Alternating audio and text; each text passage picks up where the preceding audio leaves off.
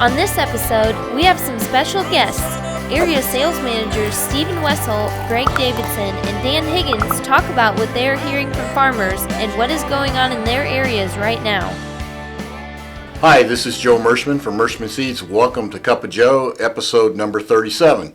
Today we have a special episode. We have some of our area sales managers in, and I'll let them each introduce themselves, and we're going to talk about some of the things that are going on across the entire Midwest.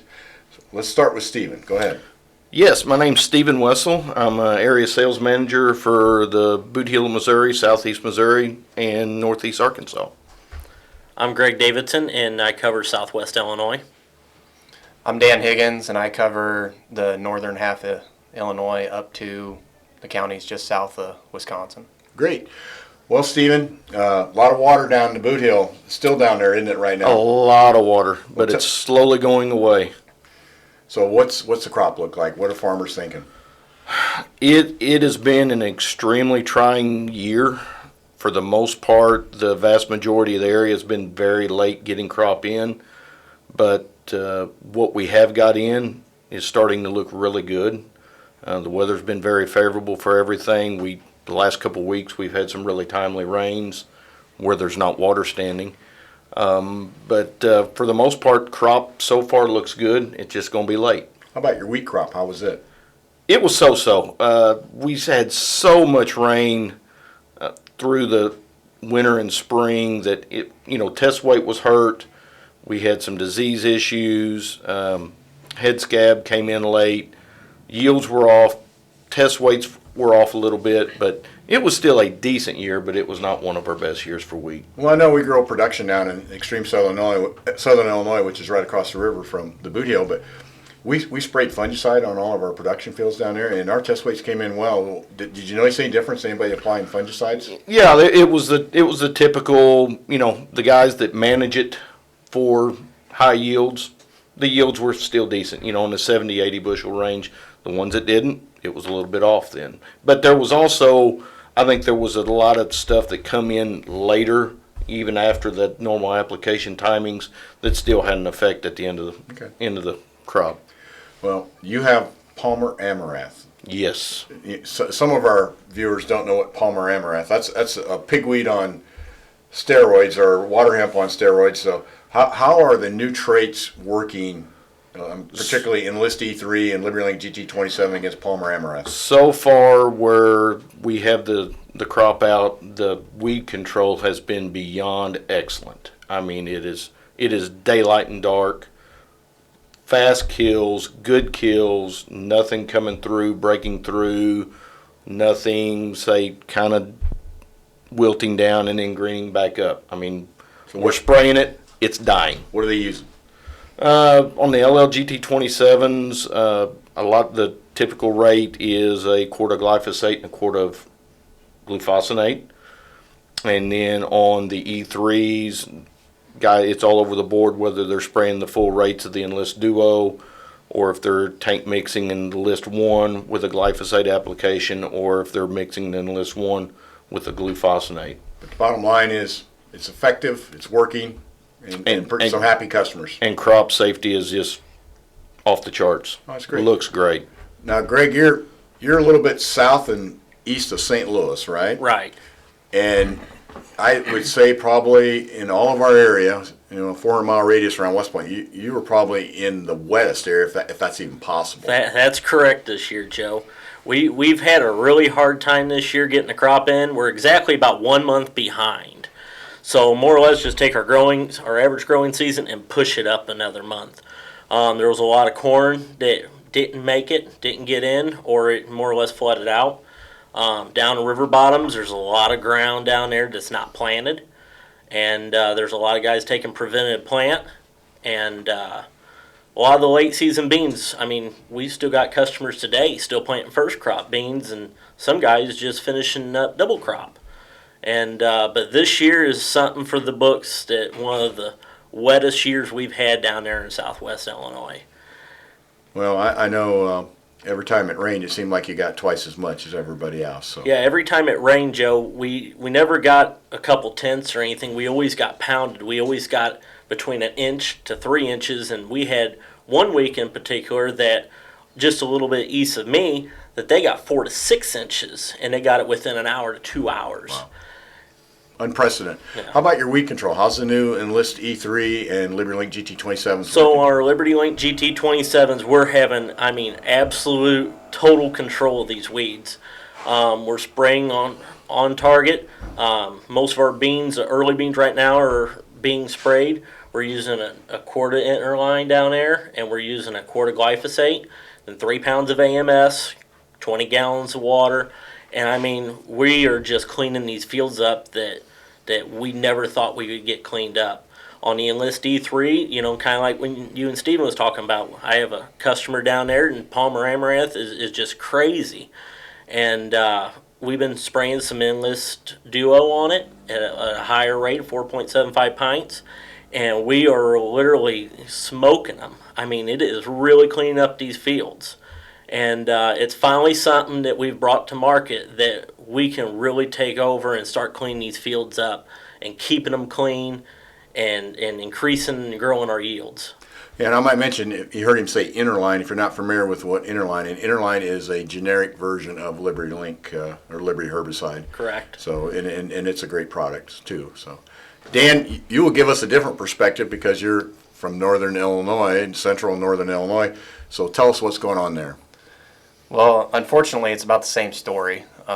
We didn't get quite as much rain as the southern, but we still got enough that caused a lot of problem.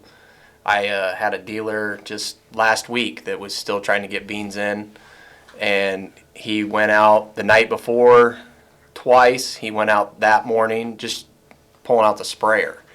They couldn't get in there to plant early, and apparently they still can't get in there. And if you go a mile away, it looks completely dry. Once you start getting down, I know there's a lot of tile being put in certain areas, especially area that have prevent plant, and guys are just getting trenches filled up with water. The weed control that we've had with LibertyLink and Enlist has been really phenomenal. There's been a lot of guys this year that I've noticed. I just talked to a guy 2 nights ago actually that had a problem, he thought, with weeds around his field, that he thought the company didn't spray it. Well, they sprayed the field, but they've got the new restrictions. Your buffers and borders, yep. That Illinois thankfully extended, so that didn't help anybody out. And you're talking about dicamba, right? With dicamba, yes. And so he had a definitive line all the way around his field where the weeds overtook the crop. Yeah. And so that's a real deficit to the Extend system, is that, if you got a downwind buffer, to a sensitive crop, which is any other soybean out there, that really handcuffs them to really do a good job on that entire field, doesn't it? It does. And the thing that people don't realize is how much yield that you get cut off that field just off of that end-row section that gets cut out by weeds. You're talking, if everybody didn't plant end-rows throughout the whole, United States, you're talking millions and billions of bushels just on end-rows. Well, and we've preached for years, because we've really been in the episode in my area of the glyphosate resistance in pigweed. So we've been preaching for years about zero tolerance on weeds. But when you have these buffers that you have to leave where you can't spray the chemical that actually kills the weeds, it's kind of hard to practice zero tolerance when you have these vast areas of the fields that are just a grown-up mess.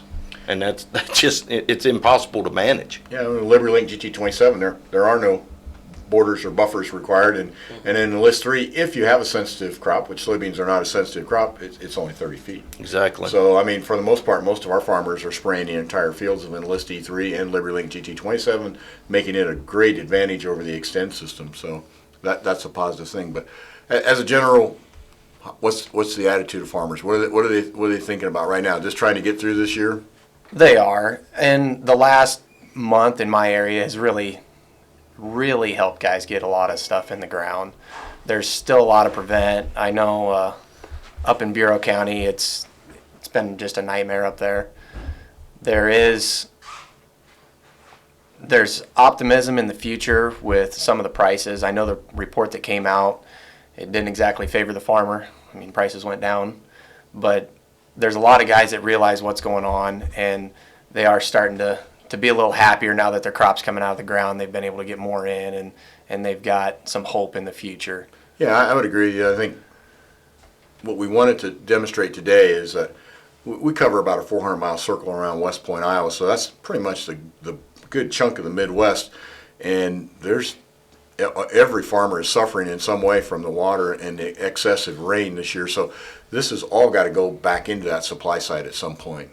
Oh, absolutely. And these guys, that's the thing that they have to realize. You may look at your neighbor's farm, and it may have, a month advantage on your crop than what yours does, but that one field isn't the only one they have. So everybody is in the same boat. Somewhere they've got some field that's behind the ball. I mean, I don't know anybody that's got everything done just perfect this year. Well, it's a big area, and it's going to be definitely impact farmers and those prices, and we hope positively, and hopefully some of our customers and those farmers out there have a little bit of old crop to take advantage of it. So the last thing I would like to bring up, if there's anything else you want to add, is that our new seed guide is out, so you can get ready for 2020, so we can forget about 2019 here pretty quick. Absolutely. But 2020 we've got a lot of optimism, and because of the fact of these new traits, Enlist E3 and LibertyLink GG27, a lot of new products, and very shortly here we'll be ready to start talking about 2020, which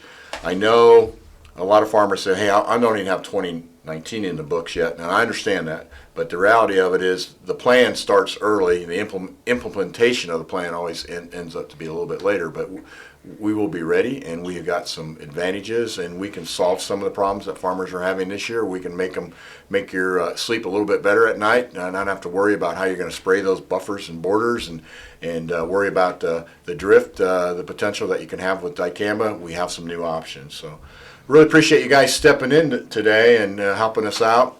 I don't know what happened to Turk and Tommy and Ben, but I guess they deserved a day off from the Cup of Joe. But no, they willfully said, hey, let's bring some new folks in from a different perspective, and let's give a good crop report about what's going on. So thanks for watching today. We sincerely appreciate your business, and we'll see you next week.